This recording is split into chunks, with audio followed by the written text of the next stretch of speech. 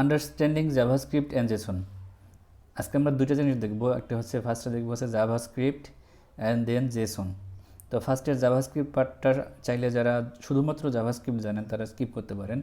এটা মূলত তাদের জন্য যারা জাভাস্ক্রিপ্টের পাশাপাশি আরও কিছু ল্যাঙ্গুয়েজ জানেন।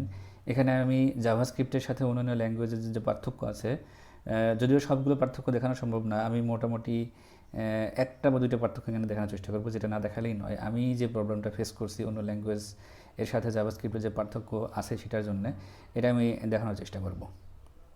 তো চলুন শুরু করা যাক। তো টিউটোরিয়াল শুরু করার আগে আমি ডেস্কটপে আমি Vue3 নামে একটি ফোল্ডার বানাচ্ছি। এখানে আমি সব সোর্স কোডগুলো রাখবো, আর আমি আমার পুরো টিউটোরিয়ালের সোর্স কোডগুলো আমি গিটহাবে শেয়ার করে দেবো আপনাদের সাথে। তাই আমি একটি ফোল্ডার বানাচ্ছি এবং এই ফোল্ডারের মধ্যে আমি পার্ট করে করে আপনাদেরকে সবগুলো সোর্স কোড রাখবো। তো এখন আমি 1 থেকে 10 নম্বর পার্টের জন্য আমি 1 to 10 নামে একটি ফোল্ডার বানাচ্ছি। এর মধ্যে আমি কোডগুলো রাখবো। তো আমাদের ফার্স্ট পার্টটা হয়ে গেছে, ফার্স্ট ছিল ইন্ট্রোডাকশন, আজকে হচ্ছে সেকেন্ড পার্ট। তো আমি পার্ট 2 নামে একটি ফোল্ডার বানাচ্ছি এবং এটার মধ্যে আমি আমার প্রজেক্টের সোর্স কোডগুলো রাখবো। আর এটার জন্য আমি ইউজ করতেছি হচ্ছে VS কোড টেক্সট এডিটর। আপনারা চাইলে আপনাদের ফেভারিট টেক্সট এডিটর ইউজ করতে পারেন, তবে আমি এখানে ইউজ করতেছি VS কোড।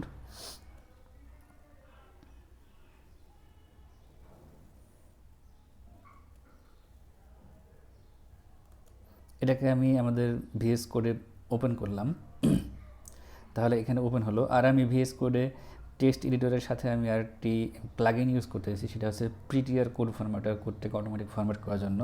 আপনারা চাইলে এটা ইউজ করতে পারেন। আমি এখানে ইউজ করা আছে কি না, ইনস্টল করা আছে কি না, চলুন দেখে আসি। এটার জন্য হচ্ছে ফাইলস থেকে প্রেফারেন্স থেকে আমরা এক্সটেনশনে যাব এবং এখানে দেখব প্রিটিয়ার লিখে সার্চ করব। প্রিটিয়ার কোড ফরম্যাটার এটা ইনস্টল করে নেব। এটা ইনস্টল করার পরে আমি কোড লেখা শুরু করব। তো এটার জন্য ফার্স্টে আমি এখানে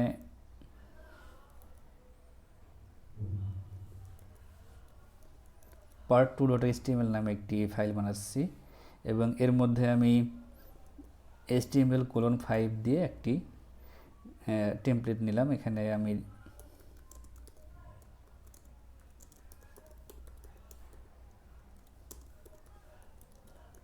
VueJS 3 বাংলা টিউটোরিয়াল লিখলাম। এখন আমরা এখানে জাভাস্ক্রিপ্ট জিনিসটাকে একটু বোঝার চেষ্টা করব। তো জাভাস্ক্রিপ্ট হচ্ছে একটা প্রোগ্রামিং ল্যাঙ্গুয়েজ, যেটা সাধারণত রান হয় একটি ব্রাউজারে। তবে যদিও এখন ব্রাউজারের পাশাপাশি সার্ভার সাইডের জন্য জাভাস্ক্রিপ্ট ইউজ করা হয়, ইভেন মোবাইল অ্যাপ্লিকেশন ডেভেলপমেন্টের জন্য জাভাস্ক্রিপ্ট ইউজ করা হয়। আর ব্রাউজারে যে জাভাস্ক্রিপ্ট এক্সিকিউট হয়, এটার জন্য আমাদেরকে যেটা করে জাভাস্ক্রিপ্ট, আমাদেরকে পুরো HTML এর ডোমটাকে ম্যানিপুলেট করার জন্য আমাদেরকে একটি উইন্ডো নামে অবজেক্ট দেয়। সেই উইন্ডো অবজেক্টের বিভিন্ন প্রপার্টি এবং মেথড ইউজ করে আমরা এই ডোম ম্যানিপুলেশনের সব ধরনের কাজগুলো করতে পারি। সেই উইন্ডো অবজেক্টটা কেমন, চলুন সেটা দেখে আসি। এটার জন্য আমরা একটি, আপনারা জানেন যে স্ক্রিপ্ট ট্যাগ নিতে হবে জাভাস্ক্রিপ্ট রান করার জন্য। স্ক্রিপ্ট ট্যাগের মধ্যে আমরা console.log যদি আমরা এই উইন্ডোটা প্রিন্ট করি, তাহলে আমরা দেখতে পাবো যে উইন্ডো অবজেক্টটা কেমন। আর আমি এখানে Ctrl+S দিলাম, এটা অটোমেটিক্যালি ফরম্যাট হয়ে গেছে পিটিআর এর কনফিগারেশন অনুসারে। এটা যদি কনফিগার না করা থাকে তাহলে আপনার চাইলে এখানে ফরম্যাট ডকুমেন্ট উইথ দিয়ে আপনারা এখানে ডিফল্ট কোড ফরম্যাটারটা পিটিআর সেট করে আসবেন, তাহলে এই ফরম্যাটিংয়ের কাজটা কাজ করবে। তো যাই হোক, এখন আমরা এটাকে ক্রোমে যদি ওপেন করি, তাহলে পার্ট 2টাকে যদি আমরা ক্রোমে ওপেন করি, তাহলে আমরা এখানে এটা কনসোলে দেখতে পারবো। আমি Ctrl+Shift+I শর্টকাট দিয়ে আমি এখানে দেখতে পাচ্ছি যে এখানে উইন্ডো অবজেক্টটা প্রিন্ট হয়েছে কনসোলে। এখানে দেখেন উইন্ডোর অনেকগুলো অবজেক্ট আছে, প্রপার্টি আছে এবং মেথড আছে, যেমন অ্যালার্ট একটি ফাংশন বা মেথড, এই ধরনের আরও কিছু, যে ক্লোজড ফলস এটা একটা প্রপার্টি, এই ধরনের অনেক প্রপার্টি এবং মেথড আছে যেগুলো ইউজ করে আমরা সব ধরনের ডম ম্যানিপুলেশনের কাজগুলো করতে পারি। তো এগুলো কীভাবে ইউজ করতে হয় যখন দেখে আসি। ধরেন হচ্ছে এখানে উইন্ডোর অ্যালার্ট নামে একটি মেথড আছে, এটা ইউজ করে আসি। এটা কীভাবে ইউজ করতে হয়, এটার জন্য আমাদেরকে লিখতে হবে window.alert। এর মধ্যে আমাদের একটি স্ট্রিং প্যারামিটার পাস করতে হয়। ধরেন আমরা এখানে পাস করলাম হ্যালো। তাহলে এটা কি করে, এই উইন্ডোর অ্যালার্ট মেথডটা একটা অ্যালার্ট দেখায়। এটা চলুন আমরা দেখে আসি। এইখানে এই যে একটি অ্যালার্ট দেখাচ্ছে। একটা মজার ব্যাপার আছে, সেটা হচ্ছে উইন্ডোর যে অবজেক্টগুলো প্রপার্টিগুলো আছে, শুধুমাত্র উইন্ডোর ক্ষেত্রে এই প্রপার্টি বা মেথডগুলো ইউজ করার জন্য আমাদেরকে বারবার উইন্ডো ডট লিখতে হবে না, শুধু অ্যালার্ট লিখলেই হবে।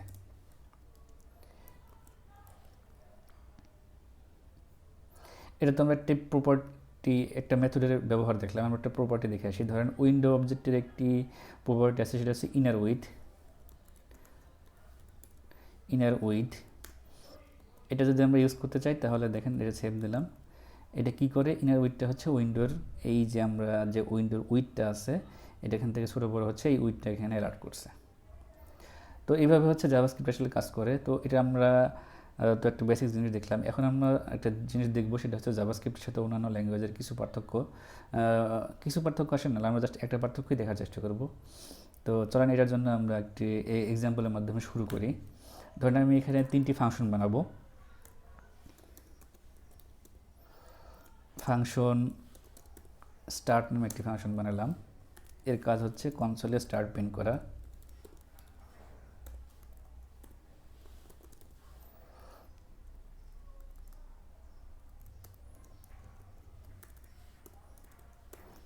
আমি 3টি ফাংশন বানাবো। একটা ধরেন প্রসেস, এর কাজ হচ্ছে প্রসেস প্রিন্ট করা।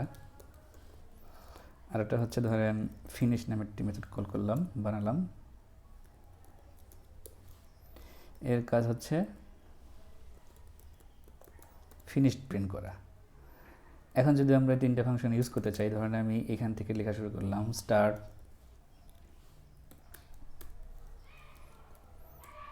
প্রসেস ফিনিশ, 3টা মেথড আমি কল করলাম।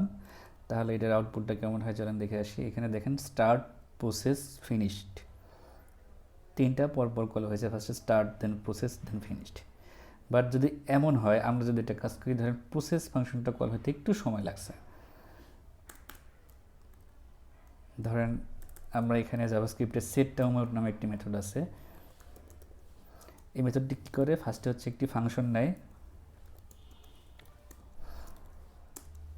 দেন সেকেন্ড প্যারামিটার হিসেবে টাইম নেয় মিলি সেকেন্ড হিসেবে। ধরেন আমি এখানে 1000 মিলি সেকেন্ড দিচ্ছি, তার মানে 1 সেকেন্ড পরে এর ভিতরে যে আমি ফাংশনটা দিচ্ছি, এই ফাংশনটা এক্সিকিউট হবে 1 সেকেন্ড পরে। তাহলে ব্যাপারটা কী হবে, প্রসেস মেথডটা কল করলে এখানে যদি আমি কনসোল লকটা দিই, তাহলে এই ফাংশনটা এক্সিকিউট হবে 1 সেকেন্ড পরে। তাহলে এখন আমাদের আউটপুটটা কেমন হওয়ার কথা দেখে মনে হচ্ছে যে ফার্স্টে স্টার্ট প্রিন্ট হবে, দেন প্রসেস কল করছি, মানে হচ্ছে প্রসেস মেথডটা এক্সিকিউট হবে, 1 সেকেন্ড পরে প্রসেস প্রিন্ট হবে, তখন এই মেথডটা এক্সিকিউশন শেষ হয়ে যাবে, তারপরে ফিনিশ প্রিন্ট হবে। বাট আমাদের এখানে এরকম হবে না। দেখেন আমাদের কী হয়েছে, স্টার্ট প্রিন্ট হয়েছে, then finished, and then process প্রিন্টটা হয়েছে। এর কারণটা হচ্ছে জাভাস্ক্রিপ্টে line by line code execute হয়, ঠিক আছে, বাট কিছু জাভাস্ক্রিপ্টের মেথড আছে যেগুলো এক্সিকিউট হতে কিছু সময় লাগে। এই সময়টা কিন্তু এমন না যে এখানে একটা লুপ আছে, লুপটা অনেকগুলো আইটেম আছে জন্য সময় লাগতেছে, সেই সময়ের জন্য কিন্তু এরকম হবে না।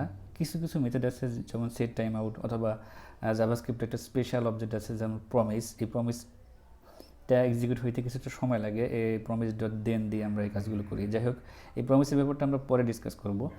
তো এখন হচ্ছে আমরা এই ফাংশনটা এক্সিকিউট হতে একটু সময় লাগছে, যার জন্য পরের লাইনটা থেমে থাকে নাই। এই পরের লাইনটা এক্সিকিউট হয়ে গেছে এবং এই মেথডটা একটু পরে এক্সিকিউট হয়েছে। আমরা আবার দেখেন এখানে start, finish, then process. But এটা যদি সেম অন্য কোনো ল্যাঙ্গুয়েজ, ধরেন জাভাস্ক্রিপ্ট বাদে যেমন C++ অথবা জাভা, অন্য কোনো ল্যাঙ্গুয়েজে এই ধরনের কোড লিখতাম, তাহলে কিন্তু স্টার্টটা আগে প্রিন্ট হতো, দেন প্রসেসটা 1 সেকেন্ড পরে প্রিন্ট হতো এবং আলটিমেটলি ফিনিশ প্রিন্ট হতো বাই ডিফল্ট। কিন্তু এখানে জাভাস্ক্রিপ্টের ক্ষেত্রে কি হচ্ছে, আমাদের স্টার্ট আগে প্রিন্ট হচ্ছে, দেন প্রসেসটা 1 সেকেন্ড পরে হচ্ছে, এই জন্যে পরের লাইনটা থেমে থাকে নাই, পরের লাইনটা প্রিন্ট হয়ে গেছে এবং 1 সেকেন্ড পরে এটা প্রিন্ট হয়েছে।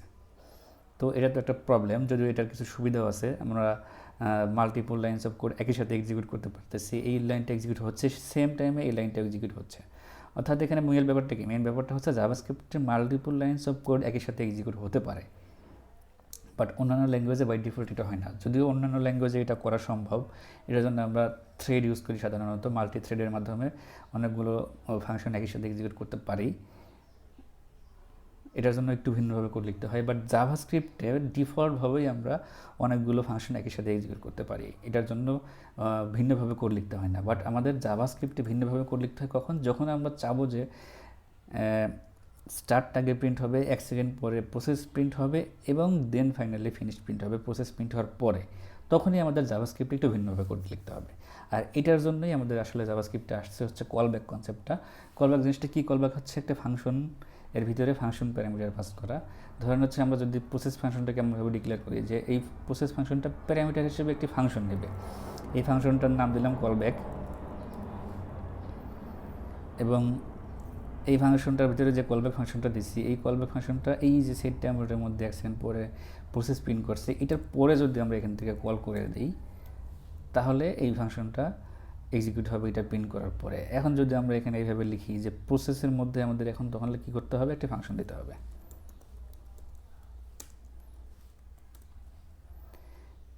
এখানে লিখতে হবে আমরা যে কাজগুলো করতে চাই সেগুলো লিখতে হবে।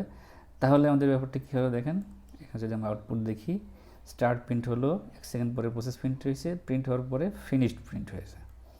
অর্থাৎ আমাদের একটা লাইন শেষ হওয়ার পর একটা লাইন এক্সিকিউট হতে হবে, এরকম করতে চাইলে আমাদের এইভাবে কলব্যাক ইউজ করতে হবে। তো এরকম প্রমিস আছে যেটা আমরা বারবার ইউজ করব, যেটা আমি এখন নিয়ে ডিসকাস করতে চাচ্ছি না। আমি জাস্ট একটা জিনিস আপনাদেরকে বোঝানোর চেষ্টা করতেছি, জাভাস্ক্রিপ্টের multiple lines of code simultaneously execute হতে পারে, বাট যদি আমরা একটার পরে আর একটা এক্সিকিউট করতে চাই তাহলে একটু ভিন্নভাবে কোড লিখতে হয়। এখন আমরা একটা জিনিস দেখবো, সেটা হচ্ছে জেসন। জেসন মানে হচ্ছে জাভাস্ক্রিপ্ট অবজেক্ট নোটেশন। এই জেসনটা কিছুই না, জেসনটা হচ্ছে থার্ড ব্র্যাকেট দিয়ে অবজেক্ট ডিক্লেয়ার করা হয় এবং সেকেন্ড ব্র্যাকেট দিয়ে, অর্থাৎ ব্রেস দিয়ে অবজেক্ট ডিক্লেয়ার করা হয় এবং থার্ড ব্র্যাকেট দিয়ে অ্যারে ডিক্লেয়ার করা হয়। ধরুন আমরা এক্সাম্পলের মাধ্যমে দেখি। ধরুন হচ্ছে আমরা এখানে একটি ভেরিয়েবল ডিক্লেয়ার করলাম যে my JSON is equal to, JSON declare করা হয় থার্ড ব্র্যাকেট দিয়ে, এটা হচ্ছে জেসন অবজেক্ট। তাহলে এখানে ধরেন আমরা দিলাম নেম, অবজেক্ট মানে হচ্ছে এটার প্রপার্টি থাকবে এবং ভ্যালু থাকবে। নেম ধরেন প্রপার্টি, এর ভ্যালু দিলাম হচ্ছে মামুনুর,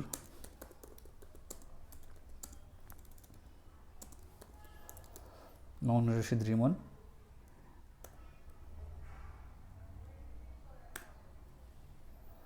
এটা নেম দেওয়া হলে ধরুন আমরা এখানে আরেকটা প্রপার্টি দিচ্ছি ওয়েব, www.rimonbd.com।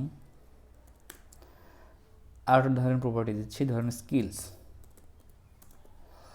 স্কিল প্রপার্টিটার ভ্যালু আমরা স্ট্রিং দিচ্ছি না, এখানে ধরেন আমরা দিচ্ছি হচ্ছে অ্যারে। এখানে থার্ড ব্র্যাকেট দিয়ে আমরা অ্যারে ডিক্লেয়ার করি। তাহলে এই অ্যারের মধ্যে আমরা ধরেন দিতে পারি HTML, CSS, JS, এভাবে আমরা স্ট্রিংয়ের অ্যারে থার্ড ব্র্যাকেট দিয়ে ডিক্লেয়ার করতে পারি। এরপরে ধরেন হচ্ছে আমরা আরেকটা প্রপার্টি দিচ্ছি FRIENDS, ফ্রেন্ডস। এই ফ্রেন্ডস কিন্তু আরেকটা অ্যারে আমরা যদি দেই, এখানে কিন্তু এটা ছিল হচ্ছে একটি স্ট্রিংয়ের অ্যারে। এই অ্যারেটা কিন্তু অলওয়েজ স্ট্রিংয়ের অ্যারে হবে তা কিন্তু না, এখানে অবজেক্টের অ্যারে হতে পারে। তো সেটার জন্য ধরেন আমরা এখানে দিচ্ছি হচ্ছে একটি অবজেক্টের অ্যারে। এই অবজেক্ট দেওয়ার জন্য অবশ্যই থার্ড ব্র্যাকেট দিতে হবে, সেকেন্ড ব্র্যাকেট। এটার পরে আমরা ধরেন এখানে দিচ্ছি হচ্ছে নেম, ফরহাদ দিলাম, তার ধরেন ওয়েব দিচ্ছি,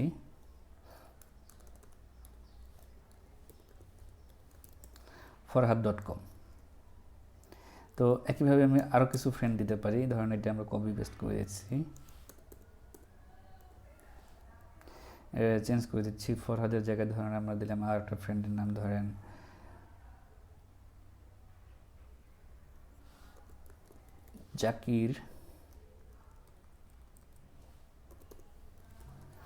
জাকির.com।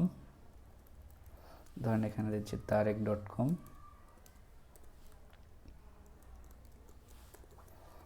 তারেক দিলাম। এখন দেখেন ফরহাদের এই ফ্রেন্ডস যে অবজেক্টটা, এর মধ্যে কিন্তু আরও কিছু প্রপার্টি থাকতে পারে, যেটার ভ্যালু আবার অবজেক্ট হতে পারে, জেসন হতে পারে। এভাবে নেক্সট আকারে যত খুশি যেভাবে খুশি আমরা জেসন অবজেক্ট দিতে পারি। এখন আমরা দেখি যে এই জেসন অবজেক্টের প্রপার্টি বা ভেরিয়েবলগুলো আমরা কিভাবে অ্যাক্সেস করব। ধরেন আমরা ফার্স্টে console.log আমরা পুরো অবজেক্টটাকে কনসোল করি। তাহলে আমরা কি দেখতে পাবো যে এখানে এই অবজেক্টটাকে কনসোল করেছি, এখানে দেখেন এটার ফ্রেন্ডস অ্যারে আছে, দেন নেম আছে, স্কিলস আর অ্যারে আছে, ওয়েব একটি প্রপার্টি আছে, এটার ভ্যালু আমরা পুরো অবজেক্ট একসাথে পেয়েছি। এখন যদি আমরা চাই যে মাইজেসনের নেমটা শুধু পেতে চাই, তাহলে আমাদের লিখতে হবে মাইজেসন ডট নেম। তাহলে আমরা দেখেন এখানে আউটপুট হিসেবে শুধু এই মাইজেসনের নেমটা পাবো। আমাদের যে স্কিলস অ্যারেটা কী আছে সেটা পাইতে চাই, তাহলে আমাদের এখানে লিখতে হবে স্কিলস। তাহলে এখানে দেখেন স্কিলস একটি অ্যারে পেয়ে গেছি, স্ট্রিংয়ের অ্যারে। আমরা যদি ফ্রেন্ডস পেতে চাই, একইভাবে আমরা ফ্রেন্ডস দিতে পারি। আমরা যদি 1 নম্বর ফ্রেন্ডস পেতে চাই বা 2 নম্বর ফ্রেন্ডস পেতে চাই, তাহলে আমাদের লিখতে হবে এভাবে ফ্রেন্ডস। 2 নম্বর ফ্রেন্ডের জন্য 1 ইন্ডেক্স দিতে হবে, তাহলে আমরা 2 নম্বর ফ্রেন্ডটা পেয়ে যাব। এটা একটা অবজেক্ট। আমরা যদি 2 নম্বর ফ্রেন্ডটা পেয়ে গেছি, এটার ওয়েব প্রপার্টিটা অ্যাক্সেস করতে চাই, তাহলে আমাদের লিখতে হবে ফ্রেন্ডস 1। এটা দিয়ে আমরা এই 2 নম্বরটাকে পেয়ে গেলাম। এইটার হচ্ছে ওয়েবটা আমরা পেতে চাই, তাহলে এটা ডট ওয়েব লিখতে হবে। তাহলে আমি ওটার ওয়েব প্রপার্টির ভ্যালুটা পেয়ে গেছি। অর্থাৎ আমরা যদি অবজেক্ট থাকে, তাহলে অবজেক্টের ভ্যালু অ্যাক্সেস করার জন্য ওইটার অবজেক্ট নেম ডট দিতে হবে, এবং অ্যারে হলে সেই অ্যারের কোনো ইন্ডেক্সের ভ্যালু পেতে চাইলে থার্ড ব্র্যাকেটের মধ্যে সেই ইন্ডেক্সটা দিলে আমরা সেটা অ্যাক্সেস করতে পারবো। এইভাবে নেক্সট দেখে আমরা অবজেক্টগুলো অ্যাক্সেস করতে পারবো। তো এটাই ছিল আমাদের আজকের টিউটোরিয়াল। ধন্যবাদ সবাইকে।